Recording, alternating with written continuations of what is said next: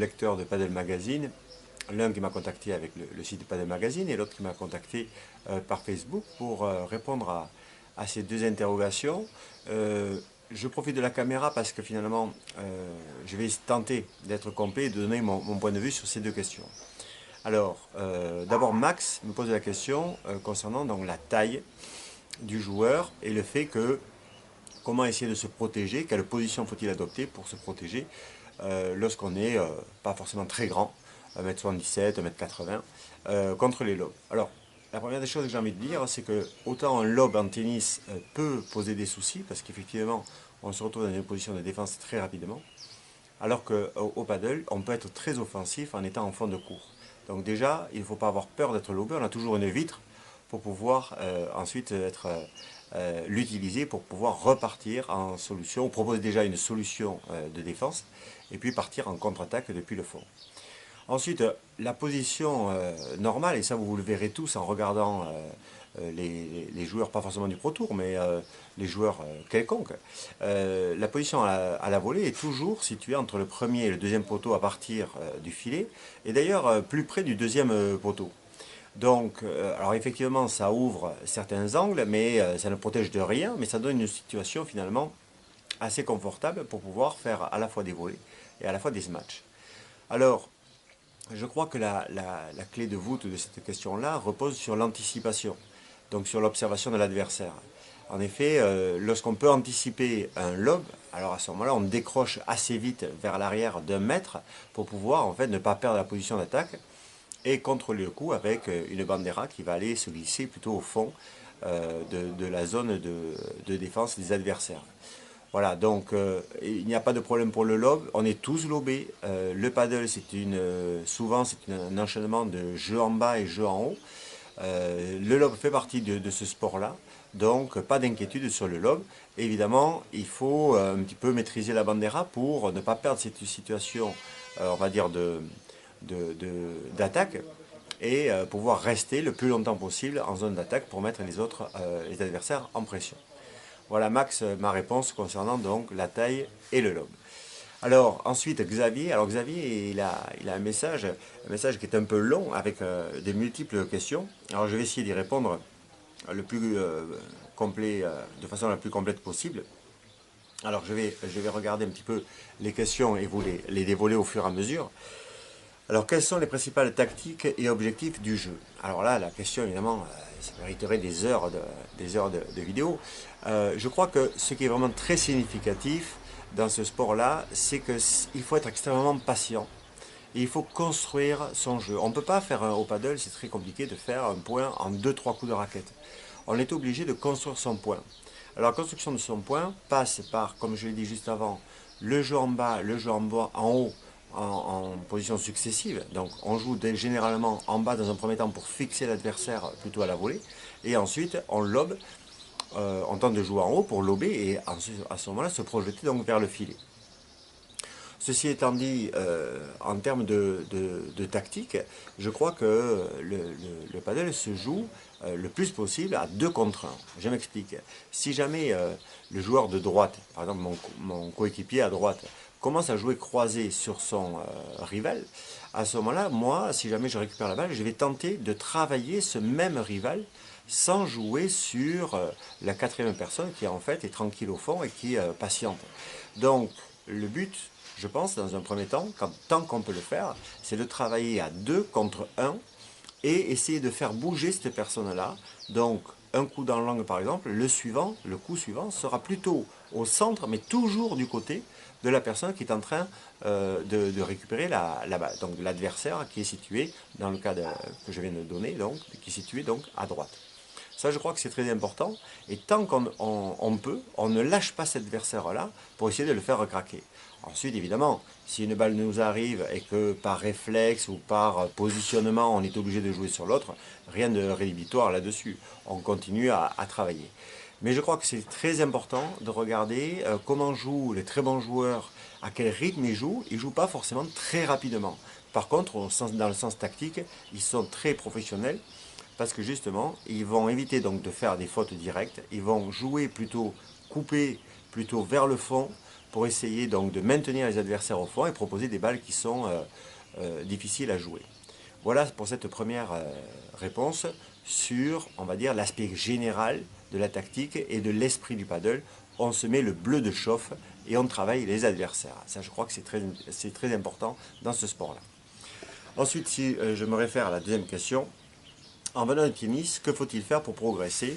Sur quoi peut-on s'appuyer? Et que faut-il oublier? Alors les Espagnols ont l'habitude effectivement de dire, lorsqu'on vient du tennis, qu'il faut, quand on rentre sur le court de paddle, enlever le chip, c'est-à-dire le micro-ordinateur que l'on a côté tennis, et mettre celui du paddle.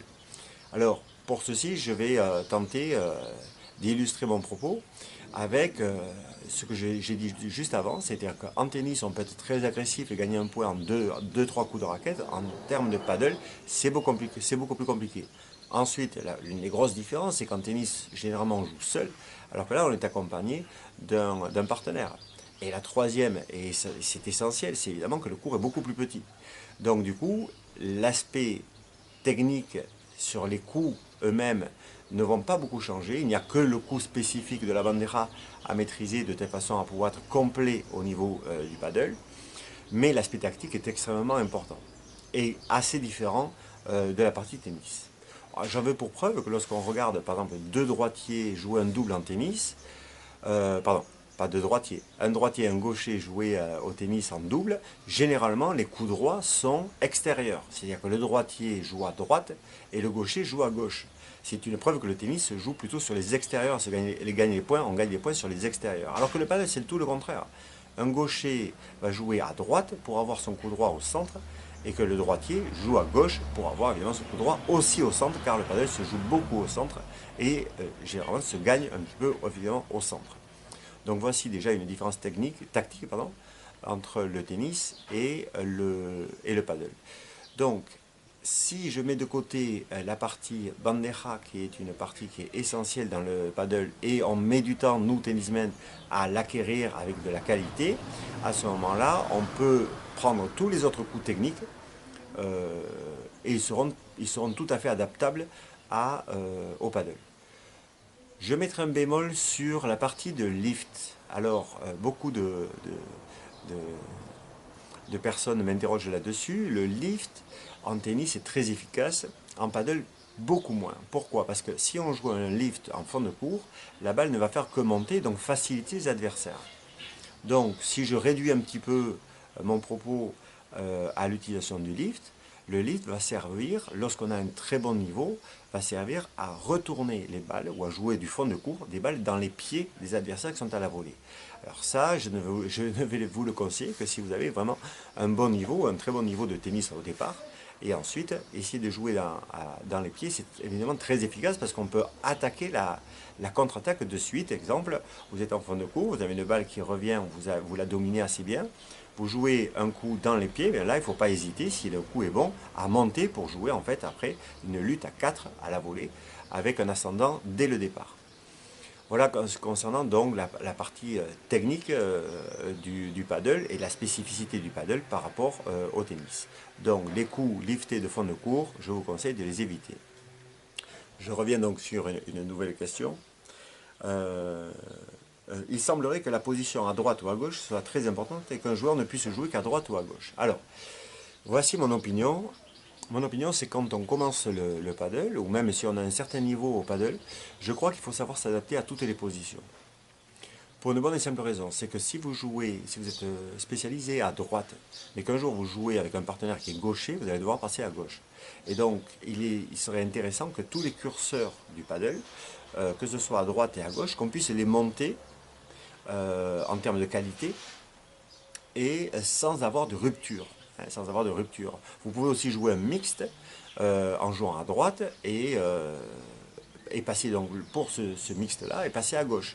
Donc en fait, tout dépend aussi des personnes avec qui vous jouez. Je crois que ça vaut quand même le coup de s'entraîner un petit peu, de jouer un petit peu dans les deux positions pour avoir un minimum de bagage technique et tactique sans être complètement perdu sur la piste. Ça, je crois que c'est très important. Après, à partir d'un certain niveau, effectivement, quand on arrive à un très bon niveau régional, on va se spécialiser un petit peu de telle façon à ce que, finalement, les coups techniques que l'on va utiliser soient un petit peu répétitifs, soient automatisés.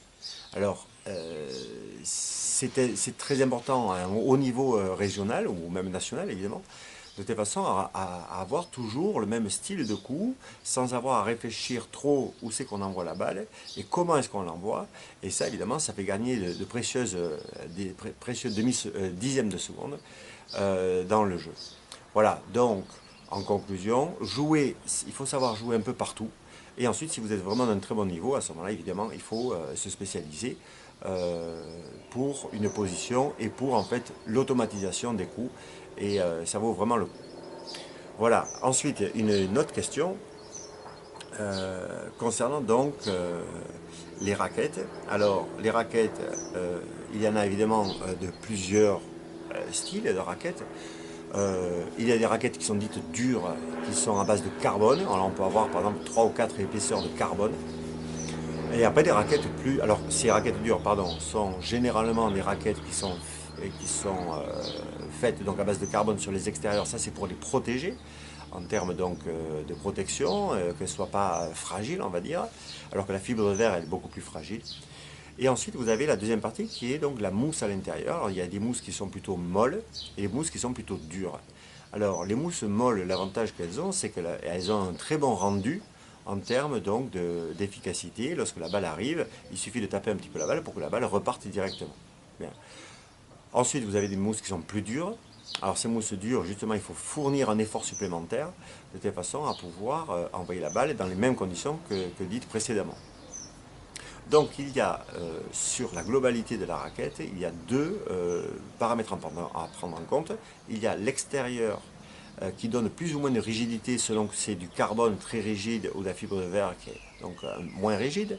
Et puis vous avez la mousse à l'intérieur qui est une mousse soit un petit peu molle, dans lequel on pourrait comparer ceci avec un cordage de tennis qui soit relativement peu en termes de kilos.